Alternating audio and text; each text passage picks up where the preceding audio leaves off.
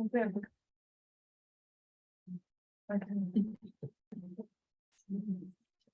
I'm calling this meeting to order and the time is 5:01. Very good, starting on time. My name is Molly McCool. I'm vice chair of the OAC. Our dear chair Jada is sick, so she is home getting better. So welcome and thank you for attending our first in-person OAC meeting since 2019, before the pandemic. So thank you for your patience and understanding while we work out the transition, figure out our technology. We are being recorded. We have a video recording going on. We ask that you place your phones on silent, and if you're, joining remotely.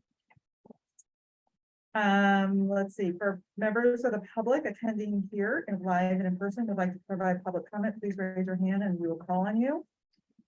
We have the ability to take comments from people who are online if they are online. And let's see, all comments will be taken in the following order: in-person participants, then remote participants. Each speaker will have a standard 2 minutes to speak. And when your time is up, you will be notified. So Rebecca, let's do roll call. Member Andre Corey, absent. Member Aaron Yan. Chair Jada Curry, absent. Member Leslie Simmons. Present. Vice Chair Molly McCool. Here. Member Skylar Dang, absent. Member Ryan Galvin. Here. We have four. Yay. Okay, so I'm going a little off script. This is for Amina, just saying. Okay, get ready. So I thought, since we're very small, but we're a good group. And before we get started, we should, well, actually, we're all new. So it's kind of a reintroduction because we're in person. But I thought we could do a reintroduction of the 4 of us. And so I'd like you, we're going to keep it really simple because I know I'm just popping this on you. So tell us your name, who you represent, which is cheat sheet is here. And don't just say C3 because nobody knows what C3 is. So you can summarize. And then the neighborhood where you live. And then we have 4 results that DCYF is driving to. And we're going to hear more about this from Amina later, but they are: children and youth are supported by nurturing families and communities. Children and youth are physically and emotionally healthy. Children and youth are ready to learn and succeed in school.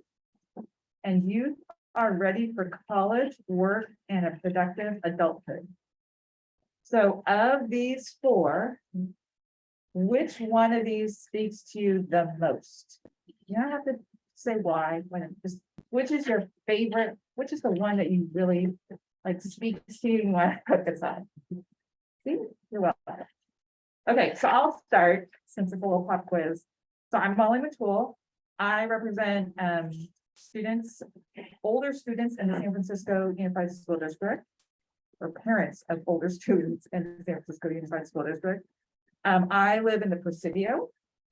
And of these 4 results, while I represent parents of older students, I am very much, well, actually, this is for everybody.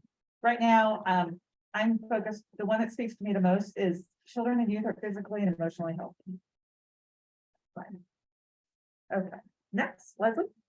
Yes, thank you. Hi, I'm Leslie Simmons. I represent seat 4, which is substantial experience working on programs and services for children under 5. I live in the Portola neighborhood in San Francisco. And my area, my results that I'm very aligned with is that children and youth are supported by nurturing families and communities. Aaron. Hi, good afternoon, everyone, and good evening. I am Aaron Yen. I represent C10, which is a person with expertise or substantial experience working in the field of children, youth services in communities that are low income or underserved. The neighborhood I currently live in is the Outer Sunset, and You stole mine, I'm going to.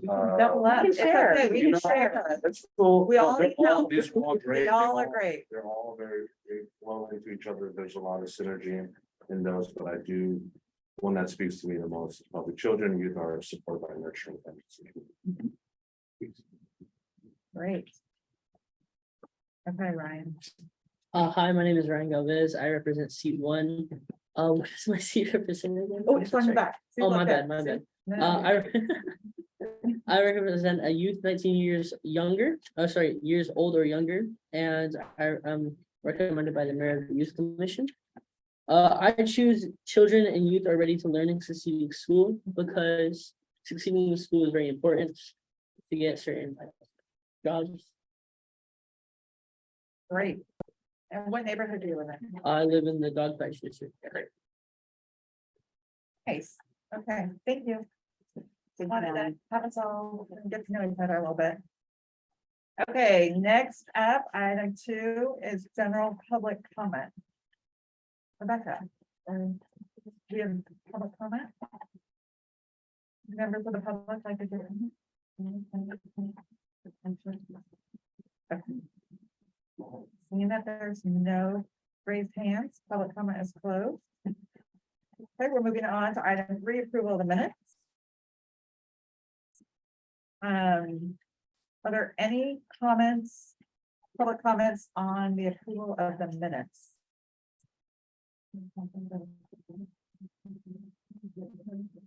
Okay, seeing none, public comment is closed. Any committee members wish to comment on the minutes? Any questions or comments?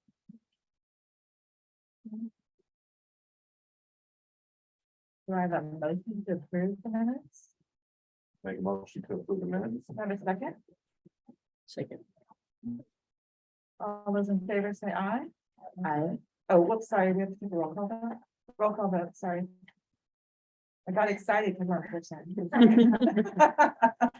Vice Chair McCool, Yes. Member Aaron Yan, Yes. Member Leslie Benton, Yes. Member Ryan Galvez. Yes. Member Frick. Great, excellent. Okay, moving on to item 4, the budget update. This is a discussion only item. So I'm turning this over to our CFO, Heidi Burke. Hello. Welcome. Hi, I'm Heidi Burbidge, the CFO here. It's nice to see you in person for the first time for me ever.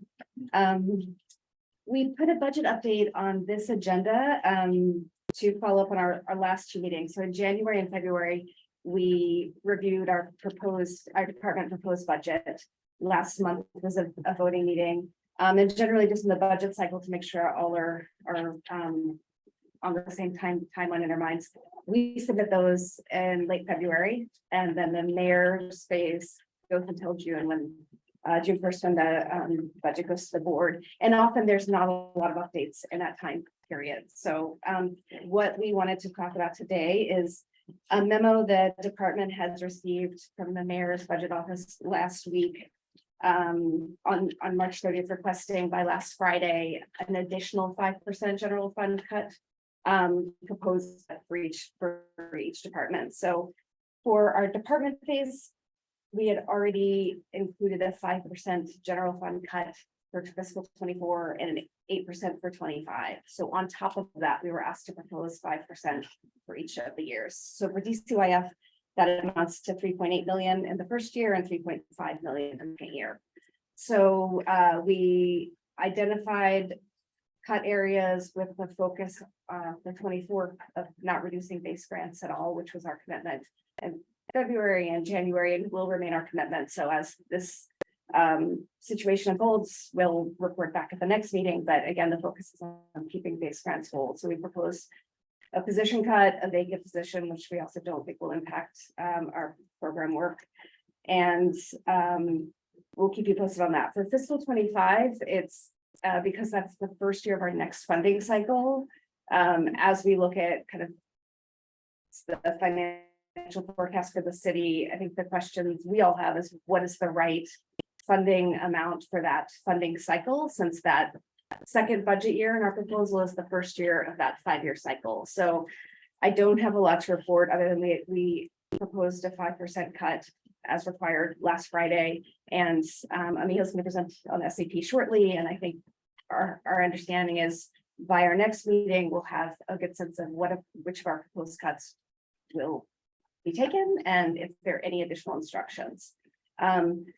Generally, we wouldn't, in my memory here, and generally we wouldn't see requests for additional cuts during this phase, but I think, as many know, worsening revenue outlook, largely property tax, many risks, market performance, affect pension costs. So that was the reason for the memo, and we are following our guidelines as we receive them. And the other thing I wanted to flag here, and I really hate being the doom and gloom person, is that, you know, I was really thrilled that we're able to identify an additional cut and still keep the base grants intact. That was tremendous work by our budget team here, and likely one impact that we'll see is really limited carry forward approvals this year. So I think for those of you, I would, you know, we'll talk with our program folks and make sure we message out, but I would love to see invoicing as current as we could get it, so that we can really anticipate by the minute where we are, because there may be requests for unspent funds this year to balance. And I would not anticipate approval for carry forwards. And if there are requests, I would assume kind of really detailed information. And for sure, I can think of a million reasons why they are necessary and when there are contracting delays, but I think the blanket carry forward does not seem likely in this scenario at all. So keep an eye out for additional instructions coming out. And that's my report. Happy to answer any questions. First, let's go to public comment before we go to the OAC. Are there any members of the public who'd like to comment? Yes, state your name and then you have 2 minutes. 2 minutes? Yeah. Hi, my name is Marnie Regan. I use she, her pronouns. I'm Division Director for Golden Street Youth Services. We've been a grantee of DCYF for many years. I just want to speak on behalf of homeless TAY providers across San Francisco, and many of us are funded with DCYF to please not cut programming services for youth who are experiencing homelessness. There's a huge increase in the need for mental health, also pregnant parenting TAY, immigrant and asylum seeking TAY who are at high risk. Many TAY who have dropped out of high school during the pandemic and are completely lost. And we're really concerned that these youth without our services are just poised to become the adult homeless population on the streets that we're trying to prevent. Thanks. Thank you. Any other public comment? I just want to clarify. Of course. Madison. I'm Madison, I'm the Service Providers Working Group. I'm also president of San Francisco. So you said for 24-25, didn't make any cuts to the base grants, those are the positions with DCYF, but for 25-26, you guys aren't sure where that 5% is coming from yet, or is For 24, we do not plan to make any cuts to base grants for sure. So position cuts, and we had other work order reductions, service contracts. For 25, I'm trying to think how to make this make sense of the budget system.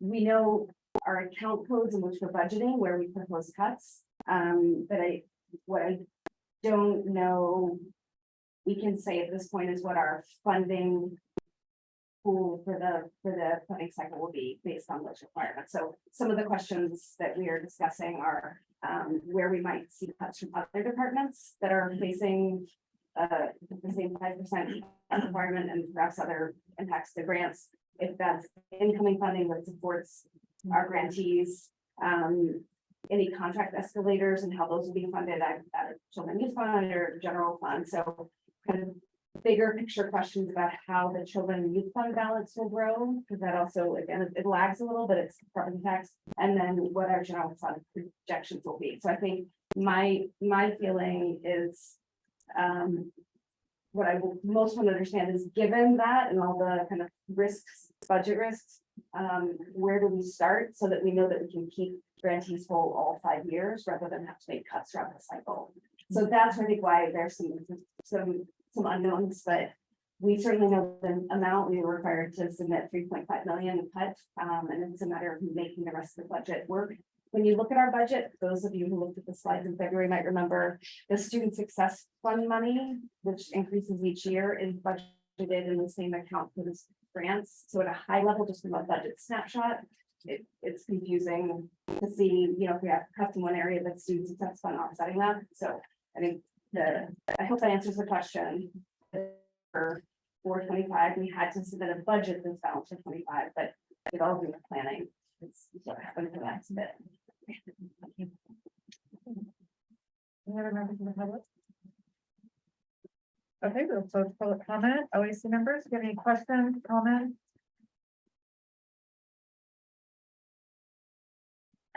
I don't really have any questions, but I totally understand what you're going back. I know that there's a lot of departments, including the ones I work at, and how difficult this transition is. And I think one of the things that we've been trying to work with the community on is just daylighting more state and federal opportunities that can complement the things that we're currently funding for, because we're in the same position.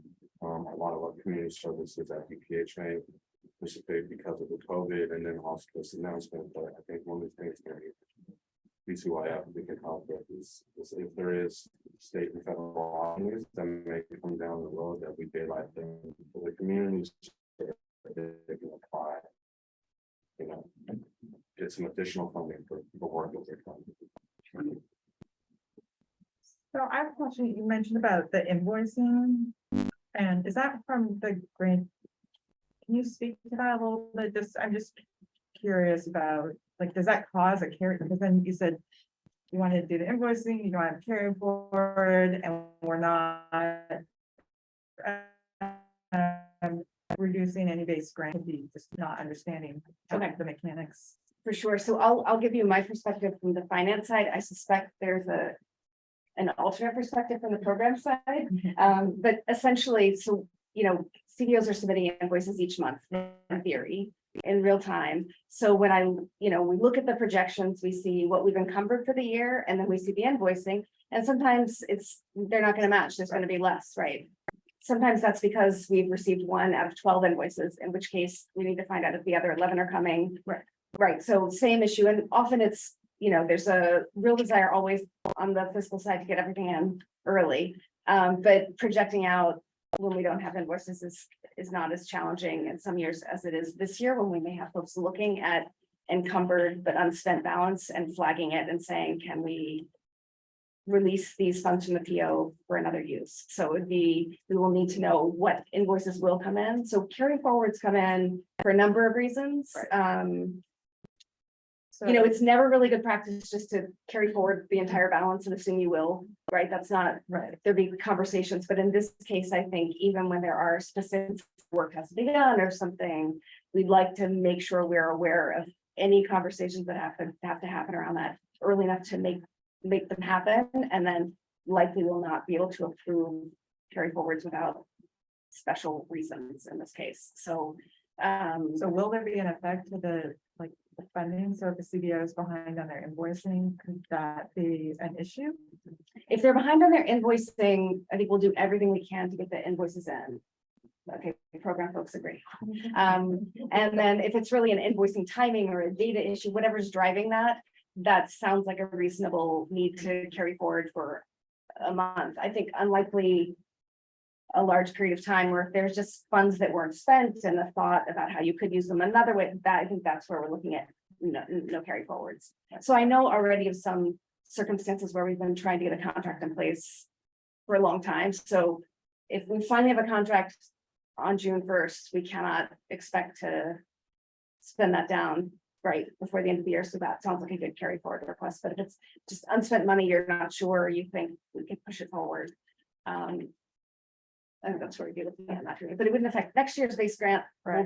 Whole different amount. So, and some, carry forward to carry forward to carry forward. In some circumstances, you can see, it's a rolling, like the snowball effect. Right. But then you guys are working with the programs, right? If somebody's running behind, you're making sure that specialists, they follow up with the agency to make sure that they're spending on time.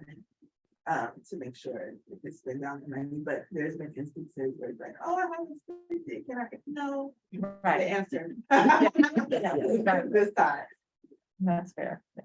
Okay. And truly, most of the interaction happens with program staff. Mhm. So on the fiscal side, there's a real desire to be in good communication about that, but just our data is pretty limited. We can see what's spent, we can see how many invoices, but the knowledge. So the interaction happens there. That's where the kind of decision making frequently is happening, but on our side, I feel a lot of pressure to know what amount of unspent funds could be released, but probably earlier than usual this year, given the city's overall situation. Okay. Any other questions? Comments? Okay. Cool. Thank you. Thank you. Okay. Item 5, review of the services allocation plan.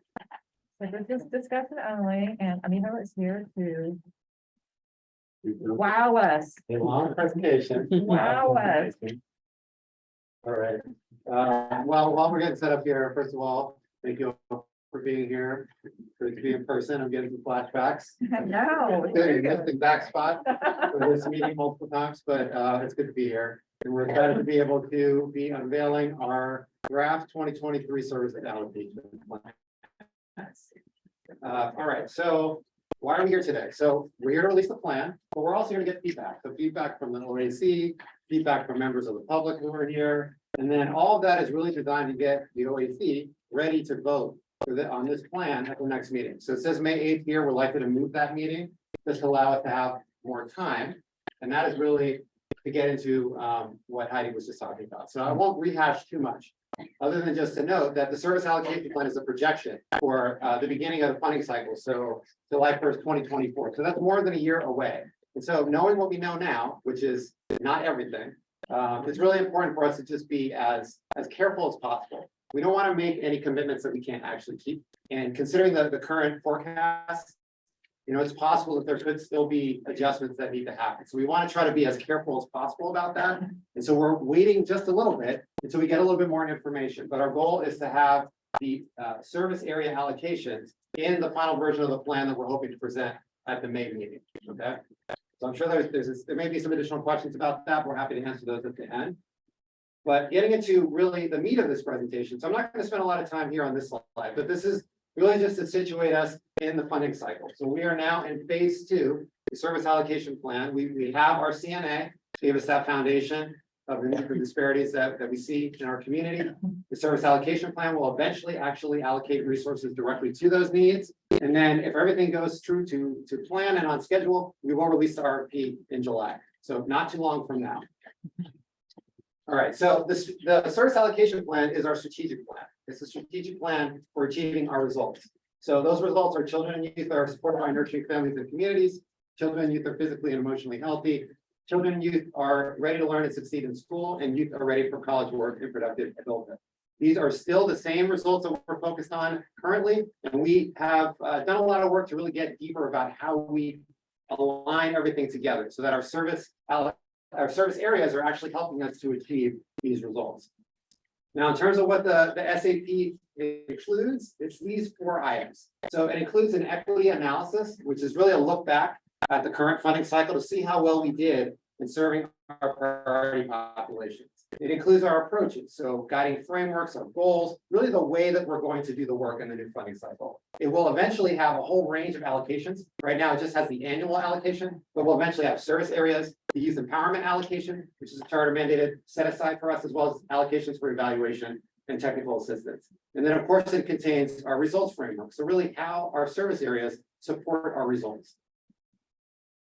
Now, I brought this formula back because this is really guiding us during the current funding cycle as we go into the new funding cycle. And so the formula here for us, our belief, our hypothesis is that intentional funding plus coordination with our partners will allow us to get to better results. And this is the same sort of guideline that we used in developing the allocation plan. We used a very intentional approach to understand the CNA, make sure that we were really versed in it, and so that we could actually make sure that our existing investments can be refined to meet those needs, or we can create some new investments if that's needed. We paired that with coordination with our partners, which is really our partner work groups and coordination efforts, bringing together partners from specific departments to talk about key service areas and really get into alignment around things like shared language, how we collect data, the ways that we think about different milestones within the type of work that we're doing. So that was a really crucial part of our process. Putting those two things together for us is how we believe we're going to get to those better results in the next funding cycle.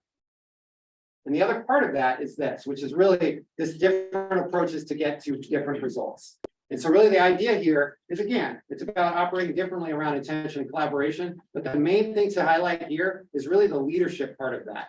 And it's ultimately the approach where we are actually convening those tables. We've been at many tables, we're always participants, we're ready to lead now. We're ready to step into that space that's sort of between a lot of our partners to allow us to get into better alignment. Because we have lots of resources in San Francisco, but coordination is always a challenge for us. And so we want to try to address that issue in the new cycle and do something that's a little bit more than what we've previously done.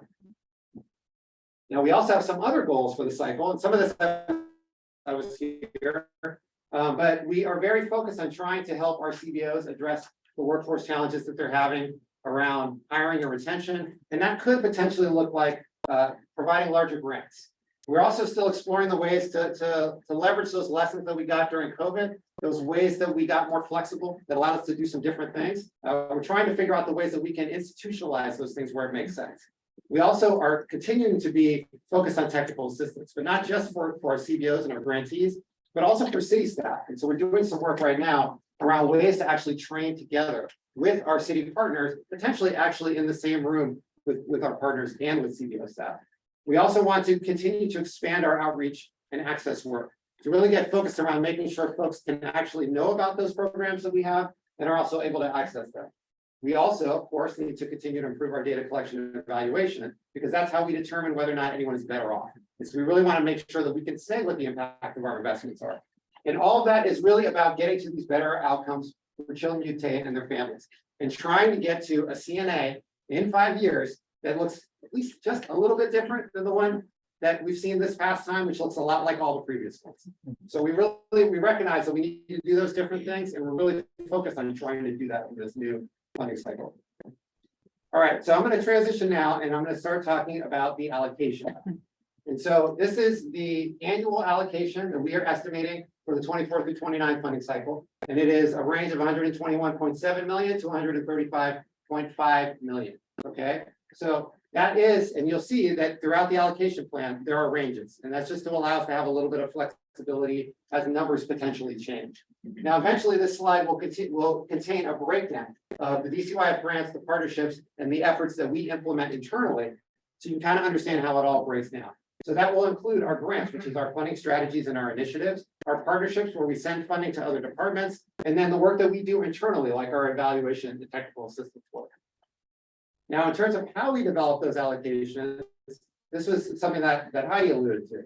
So they're really guided by the controller, who provides us the general fund and the children and youth fund projections, so we can understand what we're actually working with. But of course, it's important also to understand that all of our existing grants actually end on June 30th, 2024. So we are actually going to be building a whole new portfolio. So that means that all the existing grants, all the supplemental funding that we received, including add backs, as well as any federal state grants that we've used to add money to the grants that we fund, all that essentially gets pulled into this pot, guided by the controller to tell us how much we have to work with, and then we allocate those dollars to one of our 12 service areas. And I will actually go through those service areas in just a bit. But it's important to understand that mechanism. There won't be any existing grants when the funding cycle ends. We'll be going into a new funding cycle with new grants.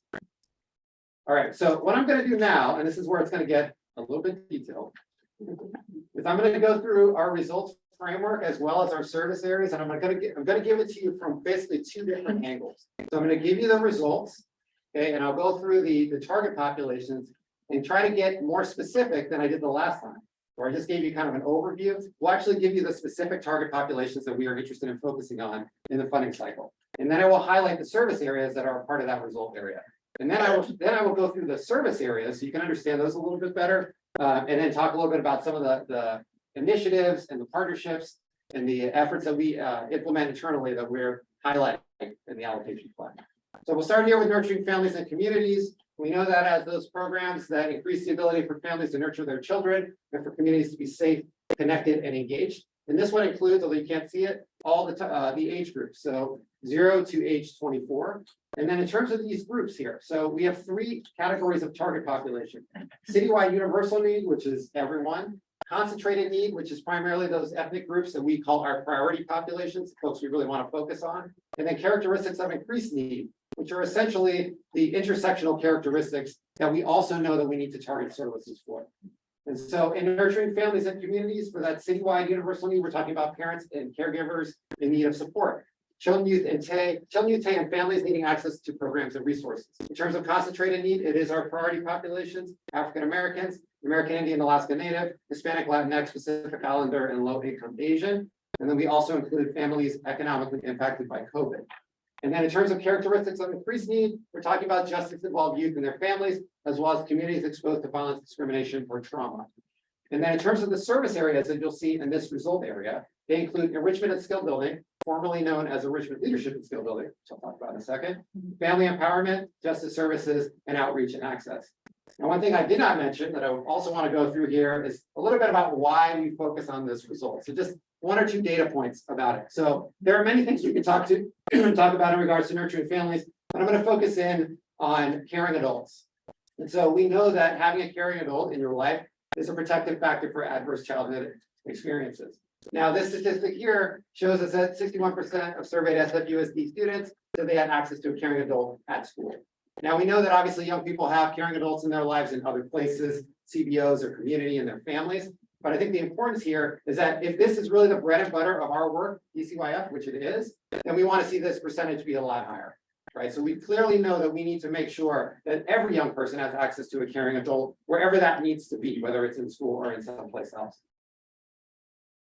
All right, moving on to physically and emotionally healthy. So we know that these are those programs that promote physical, behavioral, and mental health, as well as healing from trauma. Once again, it includes all the age groups. And in terms of our target populations here for citywide universal need, we're talking about children, youth, and families in need of meals and snacks, and K through 12th graders in TAY in need of sports and physical activity. Concentrated need includes all of the priority populations. I won't go through them all again, but I will note that we have individuals with disabilities and their families here instead of those economically impacted by COVID. In terms of the characteristics of increased need, quite a few: foster youth, LGBTQ, justice involved, children of incarcerated parents, those exposed to violence, discrimination, or trauma, and academic underperformance and school disconnect. In terms of the service areas, they are emotional well-being, enrichment, and skill building, and outreach and access. Now, in terms of why this one is important, we know that several vulnerable populations, which is really our priority population, face systemic challenges such as racism and poverty, right? And that raises the risk of outcomes. And so here's just a couple of statistics.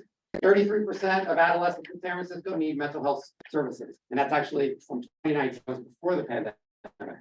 Also, the suicide rate for African-American youth in California has doubled since 2014 and is now 2 times the statewide average. So that's a pretty stark statistic and clearly shows that there's a lot of need for us to continue to focus in on physical and emotional health. Moving on to ready to learn and succeed in school. So this one includes 0 to 5, 6 to 13, and 14 to 17. And we're talking about those programs that provide those opportunities for youth to learn, gain SEL skills, engage educationally, and have access to the supports that they need. In terms of our target populations, citywide universal need, we're talking about K through 12th graders in need of enrichment programming. For our concentrated need groups, it's all of the priority populations, as well as individuals with disabilities and their families. And then those in the increased need group is foster youth, LGBTQ, justice involved, teen parents, underhoused, and academic underperformance and school disconnect. Our service areas here are early care and education, educational supports, enrichment and skill building, and out of school time. Yes, SEL is social emotional learning. Yes, we have lots of acronyms. All right, so why is this one important? Well, I think this graph pretty much says it all. We know that by the time SFUSD students reach 3rd grade, the disparities in academic achievement are persist. And so you can see from this graph here, this is the percentage of economically disadvantaged SFUSD students who met or exceeded standards by race and ethnicity, that there are several of our priority populations that are doing quite low here. And this also is from 2019. So this is before the pandemic. So before all the learning loss that we saw during the pandemic, which we know affected everyone. So clearly there's a strong need for us to continue our focus here. Last result here, Eric. ready for college work and productive adulthood. So we know that these are those programs that help youth at TAY gain exposure, skills, and abilities that prepare them for successful transition into adulthood. And so in terms of the universal need, we're talking about 9th through 12th graders and TAY in need of career development and employment, as well as TAY in need of enrichment programming. Our concentrated need group is the same as the last slide. Actually, I won't review it again, but the characteristics of increased needs group include English learners, foster youth, justice involved, LGBTQ, children of incarcerated parents, exposed to violence, discrimination, and trauma, and academic underperformance. And there are 5 service areas that are associated with this result: educational supports, enrichment and skill building, justice services. Our new one, youth empowerment, and youth workforce development. Now, why do we focus here? Children, young people in TAY continue to have an interest in career education and employment. And their parents also recognize that there's need for assistance for young people at both ends of the age spectrum, whether they're TAY or whether even before they actually can work. So we know that more than 80% of surveyed SFUSD students reported an interest in jobs and internships. And 65% of SFUSD high school students are interested in things like career preparation skills, resume writing, and interviewing. All right. So now I'm going to switch gears a little bit. So bear with me here because it's quite a bit of information here. But I'm not going to read every word here. I try to give you a very brief description. But mainly what I want to be able to highlight is what our service areas actually do, as well as to tell you what results they align with, because as you may know, all of our service areas can actually align to multiple results. And then I want to highlight a partnership or an initiative that DCYF implements, or something that we're doing internally ourselves, just so you can kind of see a little bit of what an example essentially of what we're doing here. So we'll start with early care and education, and that one aligns with Ready to Learn and Succeed in School result area, and it is really those opportunities for 0 to 5-year-olds to have the type of care that they need to help prepare them for school. And all of our work here is actually done in partnership with the Department of Early Childhood. And so we highlighted our early learning scholarships here, which is really an attempt by us to increase the access to those ECD settings for young people. Next up, we have educational support. This one actually aligns with both the Ready to Learn and the Ready for Adulthood result area. It's a mixture of grants and partnerships. So that includes our internal funding and money that we send to other departments. And this one is really about helping young people to get on track educationally, get on track with their academics. That includes everything from literacy to alternative education opportunities, or just the ways that we help young people transition between those different areas of their academic careers. In terms of what we highlight here, we're highlighting our Summer Youth Academic and Employment Program, known as DCYF, which we implement internally, and then we are highlighting our Mission Promise Neighborhood Partnership with the Mayor's Office of Housing and Community Development. Next up is emotional well-being. So this one aligns with our physical and emotional health result area, and it's actually a mixture of partnerships and internal grants, the DCYF grants. And so this one actually includes all of that behavioral and mental health funding that we provide. A lot of it actually goes through our partnership with Department of Public Health, which you can see here. So we highlight our MAHA program, which is the African American Mental Health Initiative, and the TAY System of Care, which is all done in partnership with the Department of Public Health.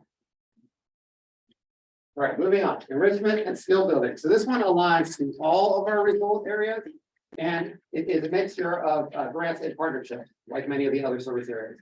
So this is really that curriculum-based, project-based learning that we provide that allows for children, youth, and TAY to actually learn skills, build on their identities, gain leadership skills, and really just a range of different ways to engage young people. In terms of what we're highlighting here, we're highlighting our partnership with the Art Commission, which is the Artist in Residence program.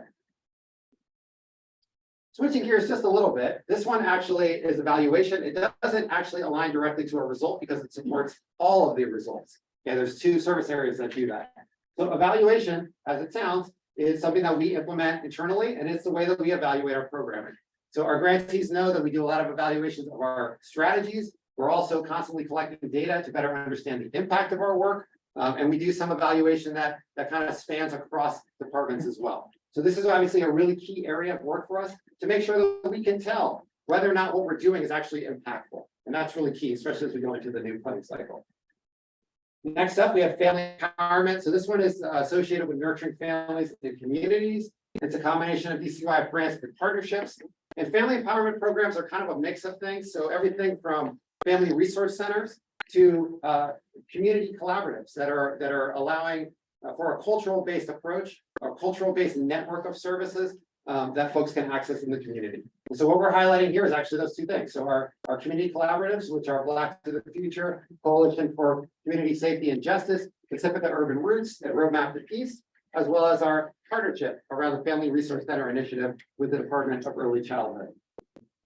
Next up is Justice Services. So this one is associated with nurturing families and communities, as well as readiness for adulthood. It's also a mix of DCYF grants and partnerships. And as it sounds, these are our services for justice-involved youth and TAG and transitional age young adults, right? So that includes a range of different things, but everything from those supportive services like life coaching and case management to skill building opportunities, ways to re-engage young people in their education, and really everything that's possible to allow young people to not engage further into the system and potentially prevent them from actually engaging in the first place. It's obviously a key area of work for us. In terms of our highlights here, we highlight our initiative, the Community Assessment and Referral Center, which is PARC, as well as our partnership with the district attorney around Make It Right, and our partnership with the Juvenile Probation Department around full family support. Next up is out of school time. This one is associated with Ready to Learn and Succeed in School. It's made up entirely of DCYF grants, and out of school time is really those after school and summer programs. This is our biggest area of funding because this is a huge area of need. And so you can imagine that these are the types of programs that are providing those opportunities for young people to learn things, to engage in ways that build on the school day, to get access to healthy snacks, to be able to do physical activity, to engage with young people, all of those important things that we know are so crucial for our young people. Next up, outreach and access. This one is associated with nurturing families and physical and emotional health. And it's made up of entirely DCYF implemented efforts. So it's a kind of a couple of things here. Part of it is around how we ensure that there is access to the programming that we're funding. And part of it is how we actually allow access to some specific things. So in this case, we highlight two things that we're implementing internally. One is our 415.org coordinated communications, and the other one is our nutrition initiative. All right, so this is the other area that supports our results, technical assistance and capacity building. And this is obviously a very key area of focus for us. I'm sure many of our grantees would agree. This is basically the way that we ensure that there is quality in the field. It's the way that we promote the development of the staff that work for our CEOs, but it's also the way that we promote the development of our systems and just kind of raise the quality and also to build better collaboration across with our partners. That's really in this area as well. All right. Two more to go. So this one is new. Definitely want to highlight this one. Youth Empowerment Service Area is essentially the youth empowerment allocation. So DCYF is charter mandated to set aside 3% of the funds that we distribute specifically for youth initiated projects. And so we have previously had this as a couple of strategies that were in the youth, enrichment, leadership, and skill building service area, but we pulled it off on its own so we can really focus in on it. And so it contains two things. It contains some programming around actually youth initiated things like youth led philanthropy, but it also includes some things that we do internally. So events, some activities, ways that we just provide those opportunities for young people to really engage, to get those leadership skills, to become more civically engaged, and actually kind of learn more about themselves in the process. And then the last one is youth workforce development. So this one is associated with readiness for adulthood, and it's exactly what it sounds. It is our youth workforce development programming, those opportunities for young people to work, to gain those career-oriented skills, to build up and kind of get themselves ready to head towards whatever career path that they'd like to get to. It includes a combination of partnerships and some DCYF DCYF grants. And in terms of what we're highlighting here, we highlight our Mayor's Youth Employment and Education Program, known as MAEP, San Francisco Youth Works, and then our partnership with the Record Park Department around work creation. And that's it. All right. So I know that's quite a bit of information. It's tricky. This one has a lot of stuff in it, and it's hard to gloss over it for your sake. So appreciate you bearing with me on this. And so now I'm just going to open up to questions, clarifying questions that you have, other information that you'd like to have, questions about the context that I presented in the beginning. It's open for you all. Any questions that you have. Okay, let's start with the public. Any member of the public have any clarifying questions or public comment? Okay. So, in light of the conversation that we had with Heidi, one of the slides for 2024-2029, it was, that it states that we will have roughly, not we, as I'm part of the, but that DCYF will have roughly 121.7 million. In light of what Heidi said, was that But, the thing that we still need to get clear on is what that actual final number is gonna look like. so, so for reference, can you tell me what it is now? I can give you a general sense of what it is now, before I do, I think it's a little bit misleading. Okay, because part of the reason why it's a much higher number now, and part of that has to do with the fact that we have a lot of outside funding that has come in through COVID, including some outside grants, some additional funding from within the city. I believe in the current fiscal year, that number is close to almost 200. Okay, sorry about that. We can put that, I don't know, if we can put that in minutes or just bring it to the next time, but we're up to, I think it's 158. Current year. You said 158? That's my recollection. But I think it's important to keep in mind that as we look forward, we also have to account for the children and youth fund, right? And so the children and youth fund and excuse me, you're likely to see the impact of a slowdown in property taxes in the children and youth fund a year or two later than you see it sort of in the general public. So that means that when we're looking out into year 1, year 2, and even on into the funding cycle, we have to try to account for a potentially lower amount of revenue in the fund. And so that's why it's not exactly the case that we can take what we have from the current year and then just put that into the next year. Ultimately, we have to account for what changes may happen to what's available for us. So, although that's decreasing, there's also the student success funds that are increasing. It'd be interesting to find out what that difference is.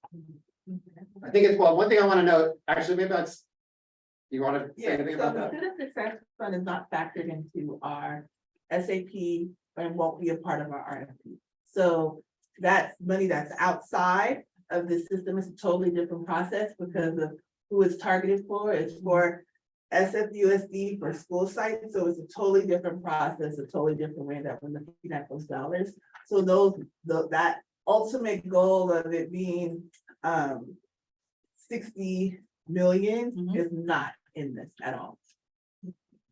And the reason I'm bringing it up, this is my last one question, is that there's a lot of intersectionality and overlap. Right. Right, so we joke as nonprofits, because we have 2 divorced parents, right? SFUSD and DCYF, right? But we partner with our parents.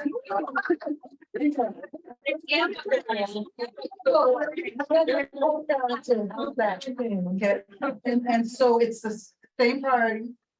Many of these students go to SFUSD.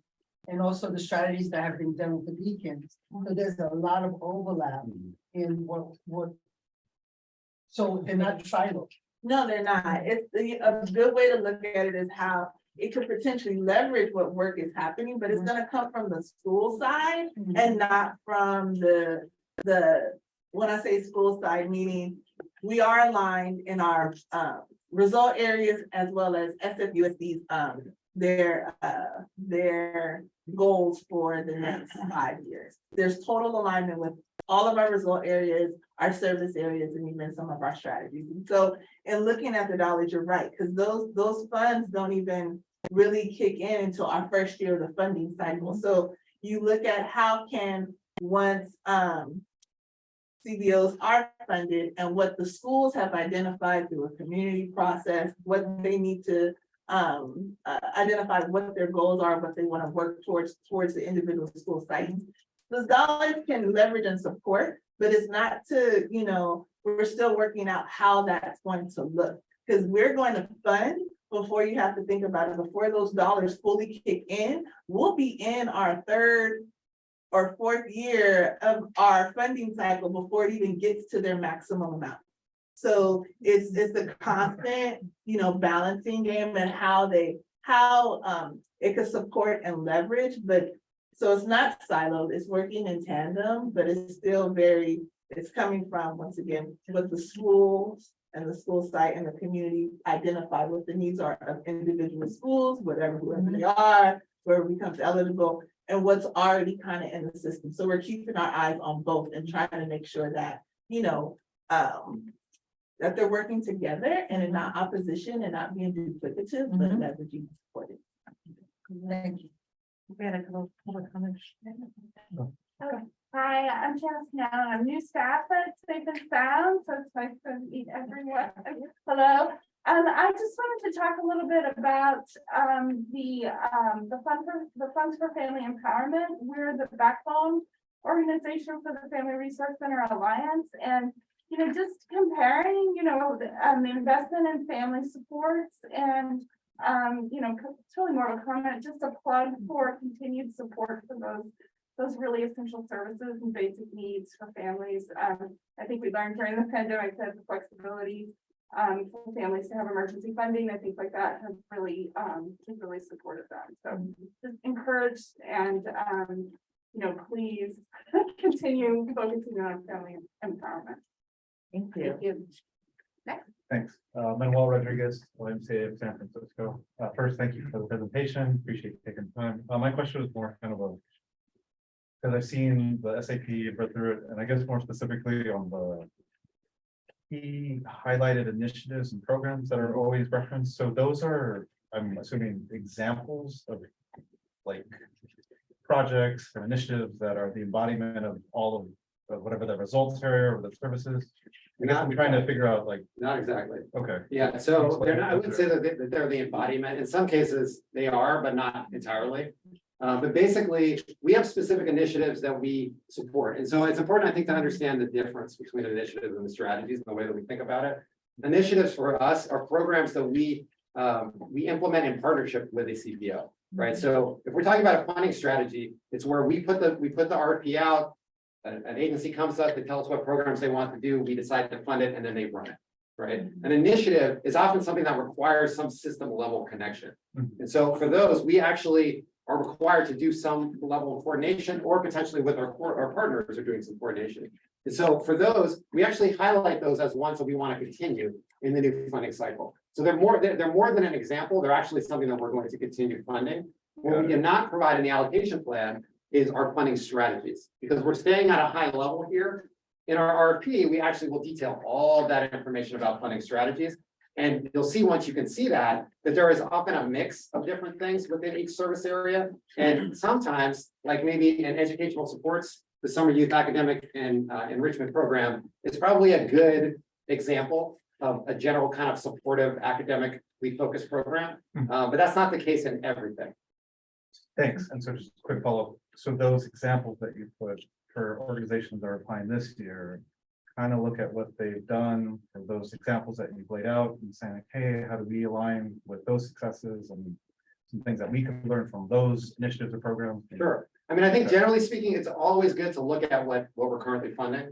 Take a look at the funding strategies that we have, take a look at some examples of programs that are operating in those strategies, and try to get a sense of what that mix looks like, right? I mean, we often have a lot of different types of sort of individually conceived programs that may be very specific to a certain agency or a community, which I think is definitely a part of the like sort of mix of services.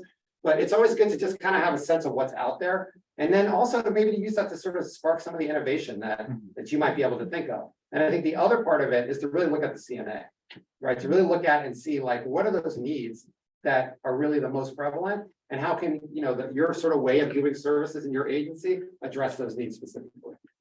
Thanks. Great. Hi, Marty, Longwood Street Youth Services, sorry. Again. Just a couple of things I noticed not sort of mentioned or maybe overlooked a little bit. Again, focusing on private parenting today, a huge need that there, just a huge growth out of the pandemic. They literally are children, youth, and family, all wrapped up in one. They need specialized services. Undocumented and asylum youth, didn't see a whole focus, not much of a focus there, really high need. Sustainable wages, including housing subsidies, I just have to put that out there. I know that the Children's Fund, you can't build brick and mortar housing, but housing subsidies, particularly for undocumented youth who can't get paid. Also the workforce, the wages, are just not sustainable. Like, we run out every year. It's really underfunded. But if we could pay rent, or instead of gift cards, which a lot of homeless Tay will sell, or unstably housed Tay or undocumented Tay will just sell gift cards to pay rent. Crisis intervention and wellness, so happy to see BPH here, especially for 18 to 24-year-olds who are in severe crisis. I think the publicized violence has brought that to light. And I have to just mention food insecurity. I know you did mention nutrition. The SNAP cuts have been a massive blow to really poor and unstable families and of course youth. Thanks. Thank you. Any other comment, Madison? My first question was back to past superintendent. It's just around the characteristics of individual need. Just kind of how those were determined and why certain groups were left out of others. So like, for example, like underhoused youth are in the characteristics of increased need for ready to learn and succeed at school, but not in like emotional well-being. So I'm just curious kind of how those subsets were determined for the priority areas, because I feel like so many of them should just be in all of them. Yeah. Well, the primary thing that we're trying to show on those slides is really where we're like focusing in. It doesn't necessarily mean that we're not gonna fund programs that serve other, iterations of those lists. And so in the CNA, there was actually a full list of all of those different characteristics. And so we just kind of highlighted the ones here that we thought we were going to be able to sort of focus in the most in a specific way. But the thing I've been telling folks when people have been asking me questions recently is that you shouldn't assume that because you don't see something specifically mentioned, that you can't actually provide an application that lists different ways of doing things or different populations to serve. As long as you're meeting the requirements of the RFP, we would like to see the sort of specialized programs that folks have to address small populations even. Right, if there's a need there and you can make a case for that need, then I don't think it hurts to apply with those types of programs. So, we don't have a complete list of every need in the CNA. There's obviously quite a bit, but we just tried to highlight some of the ones that we thought we could really have specific approaches for, but not to exclude the rest of them. No, go ahead. I already had. I have one more question. Yeah. I know you mentioned in the beginning, which you've heard from us a lot about, is just around supporting the workforce, the increasing wages, the high turnover rates, all of those things. I'm wondering, I know that's probably a hard thing to reflect in these service areas. Is that reflected at all, or is that just kind of a separate? It's reflected in the bigger picture, right? So we've talked about potentially trying to give larger grants, and that's not a service area specific thing. It's really across the board. Now, there may be specific amounts of grant for certain types of services that we use to try to determine what grant amount should be. But generally speaking, as a concept, the idea is to try to find ways just to increase people's ability to address those challenges. So it wouldn't necessarily show up in a service area because you would call it out in potentially every service area, but it was something that informed us. So we actually did spend some time thinking about and looking at some of the information that you guys have put together, some of the information the controller has put together. And so folks should know that the controller of San Francisco has done a pretty extensive process to engage with CBOs, to try to get a better sense of ways to address different sort of structural ways to address the hiring challenges that are really across the board. So it's reflected in our thinking, not necessarily in the allocation plan, but where you might potentially see it more is in the RFP, where we have actually requirements, funding requirements and things like that. So great segue, because I have a question about the difference. So it says you start out with using different approaches to achieve different results. So this seems very similar to what we're currently doing. So is that a call to us to be doing the different? That's a good question. Strategies. That's a good question. I think it is. It's a call to all of us, right? So when I say doing things differently, it's not the case that we're coming up with an entirely new way of doing things. Being collaborative and intentional is not rocket science. But it's the depth, it's the intention, and it's the leadership part of it for us. Now, in terms of our grantees, we want you all to take a look at these results areas, look at the CNA, think about what the current contexts are for children, youth, and families in the city, and to think about ways to do things that are addressing those current needs, right? And so in terms of the different for our grantees, it's about thinking beyond your sort of traditional bread and butter, right? You've always done it this way because that's just the way that your agency has done it. And so that's what you're continuing to do. But is there another way? Is there a more innovative way? Is there a way that gets deeper with certain populations? Is there a way that addresses a challenge that has come up more recently? That's kind of what we want folks to be thinking about on the grantee level. And then on the partnership level, it's really about trying to get into closer alignment and coordination. And to have those partners who have always kind of operated in their own little silo to actually be in the room regularly together and trying to work out ways to coordinate, to share, you know, the ways that we think about the work, the way that we determine the impact of it, all of those kinds of things. Okay, great, thank you. Any other comments on that? Hey. Or they're gonna take a last, you're gonna be the last. I'm gonna be the last. I am gonna be last, because I wanna get to the OIC, but go ahead, No, go ahead. so there's been some RFPs where you've asked the person to pick one area as your proficiency and your sub. Is that going to be the same for the service area? Can we ask that again? In other words, we all try to integrate services, so you may be funded for out of school time, but then you have a workforce component. So in the past, you've asked nonprofits, say, choose one area that's your primary, like this is what you'll go to, because people will claim everything, right? So I'm just wondering if that's also going to be part of the lens. You wanna take that? So this is part of that. And thinking differently. So even for us thinking differently, we will say we have in the past kind of put people in these boxes and created these little boxes and narrow spaces where folks need to fit. Coming from program myself, you gotta think holistically of the agency and the program. So here's us thinking, new way of doing things without giving too much away. How do we think holistically where programs aren't being cut up in these narrow boxes and seeing themselves in these slits? Having the result areas and the service areas, how it's mapped out here and potentially supported also in the RFP gives folks the ability to think that way. And for us to not to box you in, but to help you think and be able to support holistic programs. I will say, because I don't want to give too much away here, we are gonna do TA a little different than how we've done in the past. So giving a little sneak peek of what's to come up in the future, actually walking you guys through our thinking and setting you up so you can be able to apply to the RFP with that thinking. What Amiho was saying to Michelle about how do you think more about your program? How do you expand? How do you look different? How do you basically pull together what we had you break apart in previous years, right? So we're gonna have multiple opportunities, 3, that will kind of walk everybody through that to prepare you for the RFP. So we can get into more of that later. Okay, any other public comment? I'm gonna close public comment and open it to the OIC. Do you guys have any questions, comments?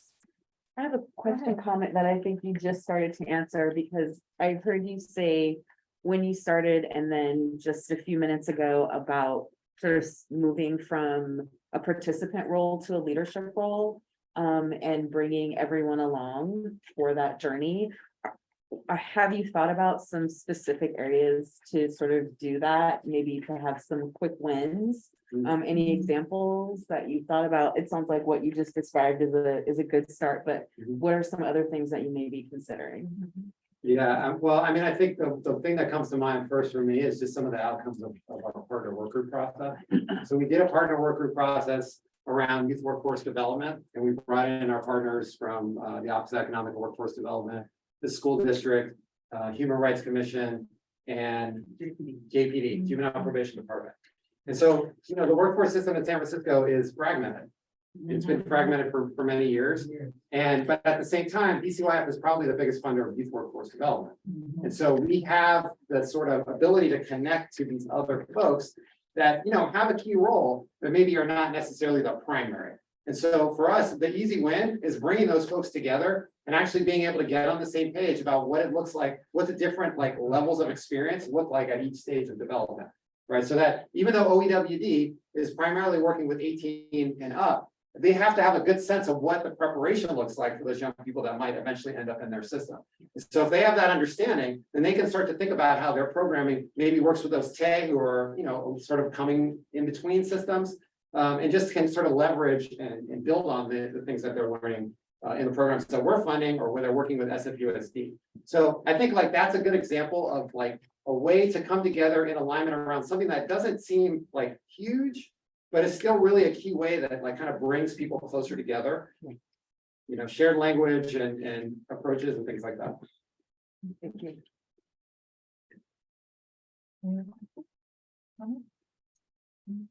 Anything you don't understand, you know, we're with all the to be determined parts can be filled in next time.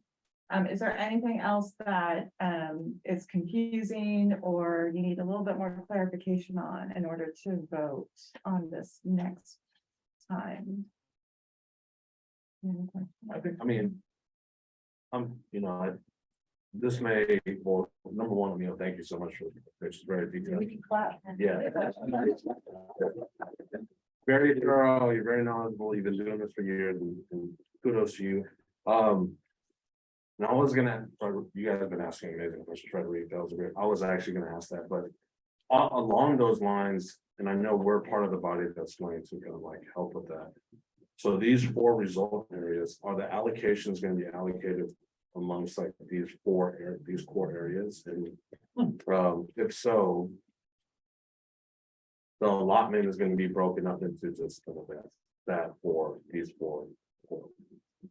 Not exactly. So we are allocating dollars to the service areas, but then aligned to results. So in the allocation plan, our plan is not to actually sort of add it up to the result level. Because what we want to do is kind of is actually to fill out our portfolio, have a better sense of where the grants actually land, and then be able to say, here's what our total investment looks like within this result area. Right, so eventually we will have that. Yeah. But right now, what we're providing is the service areas and the way that they connect to different results. And that allows us to have a little bit of room to really think through what that mix of services in each service area actually looks like. And considering the sort of the uncertainties and kind of where we're at right now, we just need to have the ability to be able to do that. Yeah, totally, and I'm just asking, just so for the CBOs, that they can strategize how they're gonna write their RFPs, in terms of how things are gonna get helped. Yeah, I love. Everybody always gets excited and jumps to the next step. For the RFP, everyone gets very excited, which I know, so. That's to come. I just wanted to say that, again, appreciate your presentation. And, I love this part where you said that we must operate differently with both intention and collaboration. And this is something over the years that I've been a part of this body. We've said that because we do see similar results. And I know recently we've been struck with a pandemic, but we've seen the same results persist. What's going on? We need to shake things up and do things a little bit differently. So I appreciate that you guys are taking that stand, and I'd love to see you highlight it even more. Because you've done so much with leadership around this to prove yourselves to be able to say it with confidence and to own it. And like you said, it's the little leadership, but also, and the little gestures, but the big gestures that you guys have done for leadership, that you've earned it to be able to say, yeah, this is what we're gonna do. And we're gonna, move people along. Because we have to do things differently. So we're not getting kind of the same data that we're getting on our youth and our families here in San Francisco. So I just would love to see you say it stronger, say it bolder, and put that call to action. And I love how you're saying that to the grantees too. And I know that they would be, but they're open to it, is think differently. And because we've heard that from them also.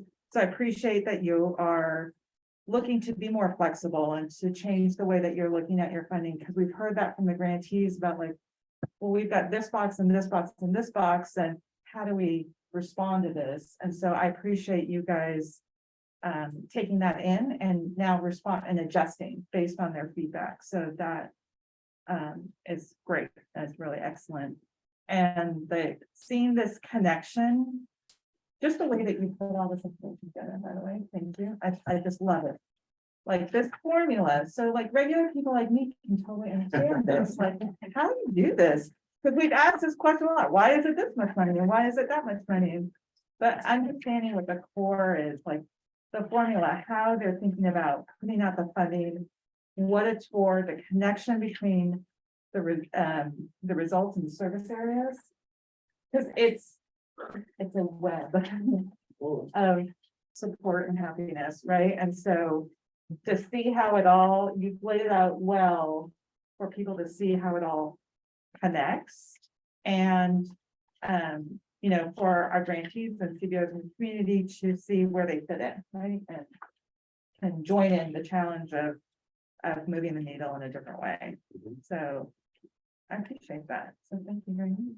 Thank you, all of you. Any other, and good luck with the magic. That is not fun. I apologize for that.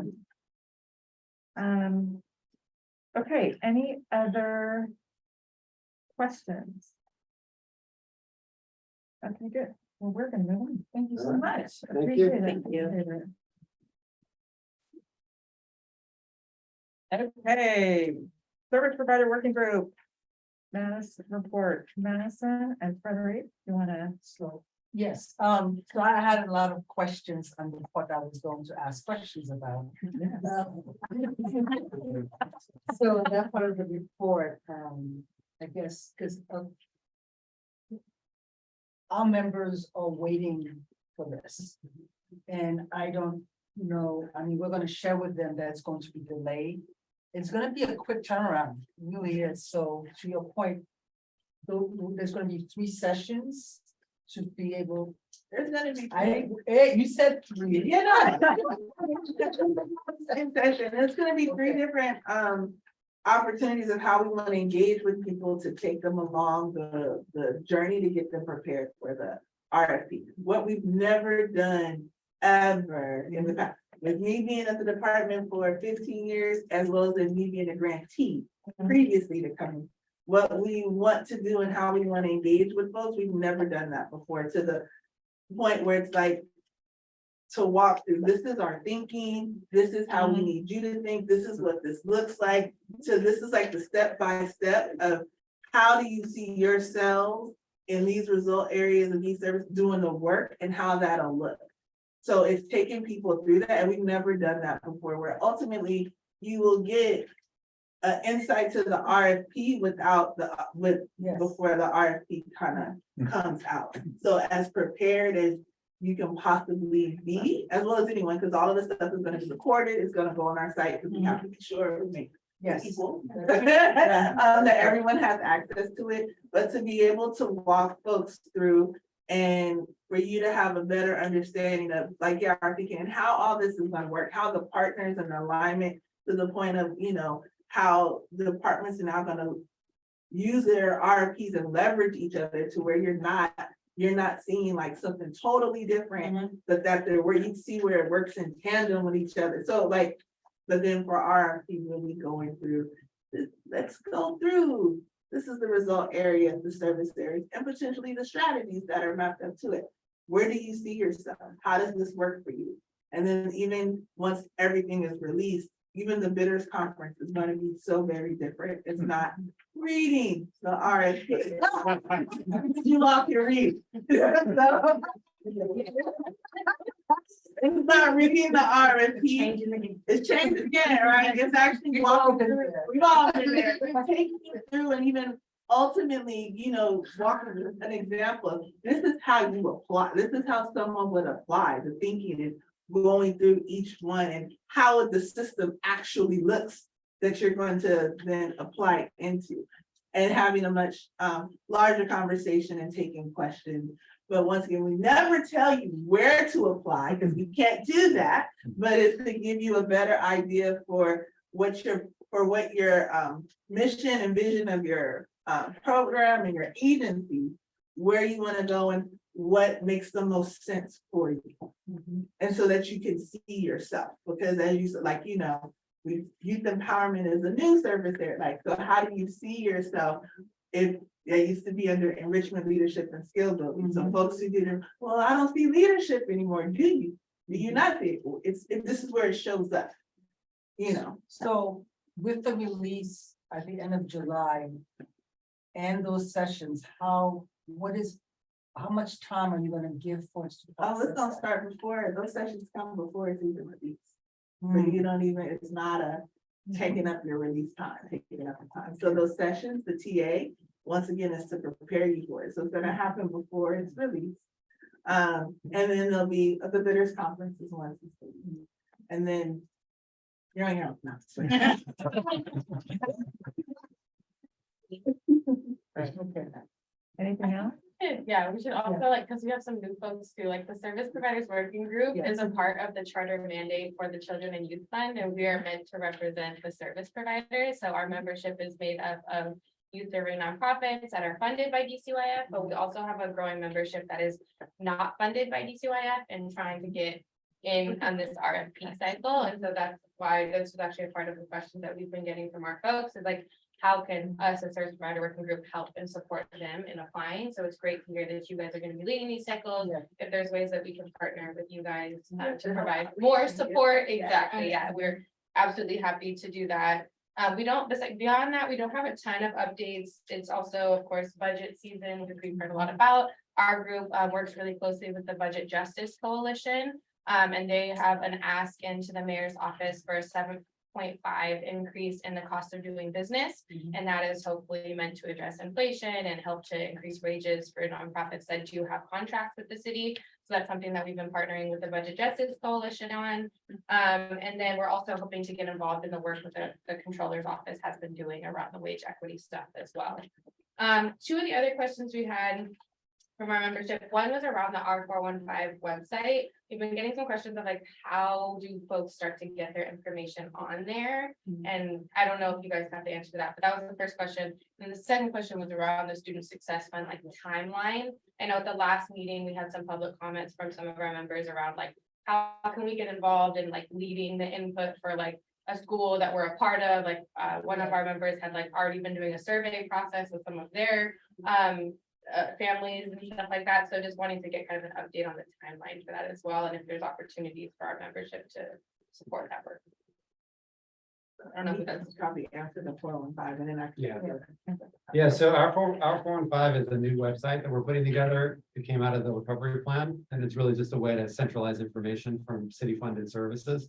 And so we're working towards a launch of it, like a more of a, like an actual official launch. It's up, but it's not fully operational right now. Populated?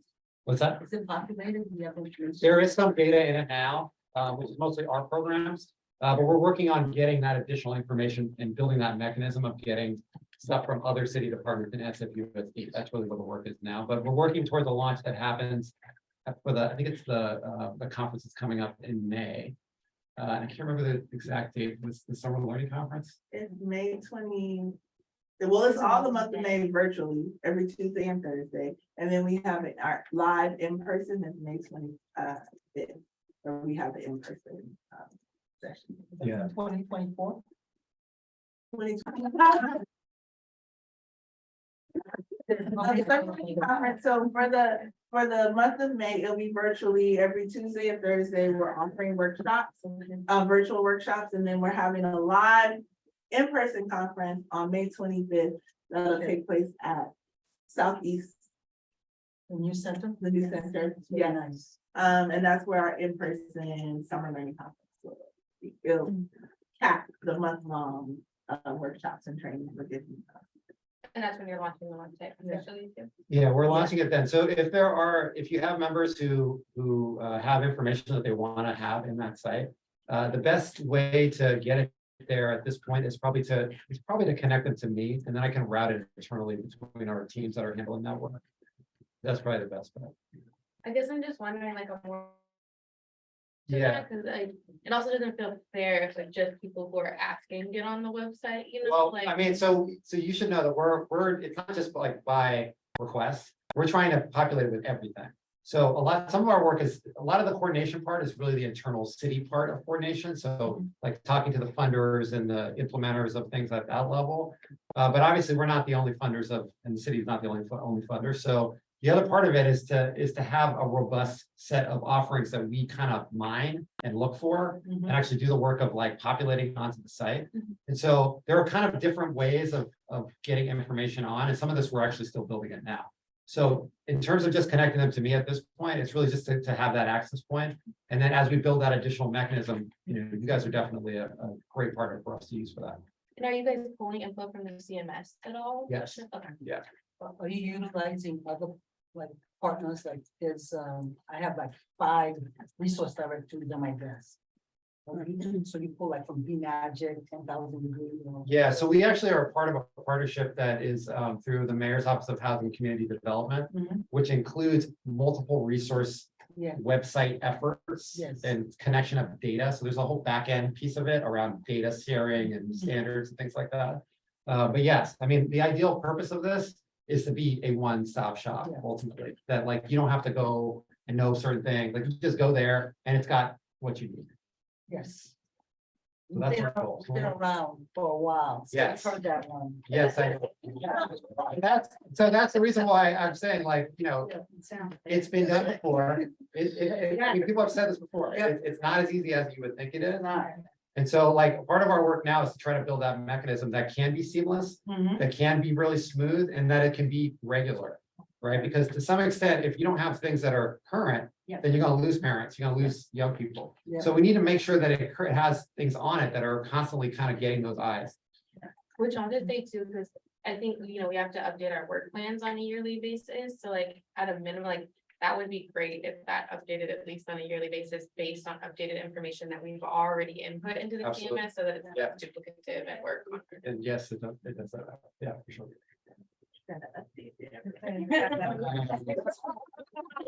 That part.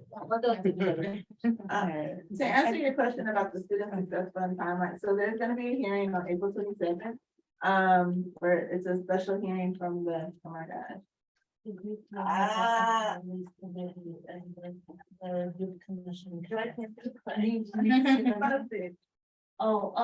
is going to be a joint hearing with the Board of Supervisors, Youth, Young Adult and Families Committee, and also the Youth Commission, Civic Engagement and Education Committee. So it's happening on April 25th. Thank you so much. 4:00. And that's where we're gonna go over all that information, timeline, everything. So. That's open to the public. It's a public. She's tired. Make sure. Okay, and anything else? Yes. Anything else? Thank you. Okay, any public comment? Sorry. I really do think it's gonna be very important for service provider working group to keep getting those updates about those partnership conversations that you all are having with I think strategically for all of us to be successful, those conversations that you're having, I think that's been the most exciting thing for me to hear with sections of our field, like youth workforce development, ECE for family support, and with SFUSD, of course.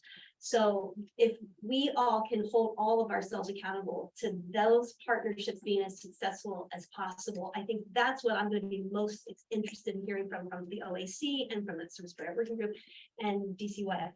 So I just wanted to make sure we keep that in mind. Yes. Okay, public comment is closed. OAC members, any questions or comments? Oh, sorry. Yes. I'm sorry, on the topic of the students assessment, my name is Joy, I'm a staff from the Youth Commission. The Youth Commission has a students assessment youth input survey that we're putting out on the request of the Latino task force, who noticed that there hasn't been much input from youth on how the students' central money should be spent on. So if you are a service provider who are working with youth, especially SFUSD students, please let me know how to contact you so we can send you the survey. Thank you. Use Brian. He's our new youth member. He will help you champion that, so we can get good input. Okay, any comments from OAC? Okay, we're gonna move on. Okay, next. Report of the chair or data, or me as data. Okay, so we have a few membership updates, a little housekeeping here. Members Julie Roberts Fung and John Henry will both step down from the OAC, so we thank them very much for their service and contribution to the committee, especially Julie. I've enjoyed working with her and need to reach out to her directly, so I will do that. We currently have 4 vacancies, seats 5, 6, 8, and 9. Rebecca, what seats are, who are those people? Do you know? Not off the top of my head. But if you visit dcyf.org/OAC, you can find more information about the seats, the descriptions, and how to apply. So please look at that and encourage people who you know in your communities to join us, to apply and join us. Okay, so then I just want to recognize Rebecca as she just made the example, told us what to do about DCYF.org at OAC. Rebecca now is our point of contact and our main primary support person / taskmaster for the OAC. She's going to keep us on the straight and narrow and keep us moving forward. So we really, really appreciate that. And I really can't say, I just want to give a lot of appreciation to Dory, who has been our person along with Rebecca. They've been kind of jointly taking care of us throughout the years, and Dory's been a wonderful guide for us to move us forward, to in our meetings, bringing up community voice, different things to think about. So I personally have been so grateful for her support and her guidance that she's given me throughout my term here with DCYF, and we're really looking forward to Rebecca. You've always done a great job for us, so thank you so much, and we appreciate that. We're gonna have the focus, and this comes with our governance work around, updating our bylaws and helping us with procedures. We'll be looking at orientation, how to make improvements and all that. So it's easy for new members who want to fill seats 5, 6, 8, 9 in particular to come and join us and immediately come in and share their voice and make an impact on this. So thank you, Rebecca and Dory. For that. Okay, any public comments on my stellar report? No. Okay, any OAC comments, questions? Anything? Okay, great. Oh my gosh, we're moving forward. So Maria is not here with us today. Spring break, I'm saying. Okay, good. I just want to make sure she's not sick. So we will skip that, and because we have this wonderful presentation on the allocation plan. Action items. I don't have any action items for us, other than for all of you to join us and to think differently and move the needle, and to tell people to apply for seats 5, 6, 8, and 9. And that is it. Anything else, members? Anything? Okay, I'm gonna adjourn us at 6:30. Thank you for coming and appreciate your active engagement with us. So thank you. Thank you.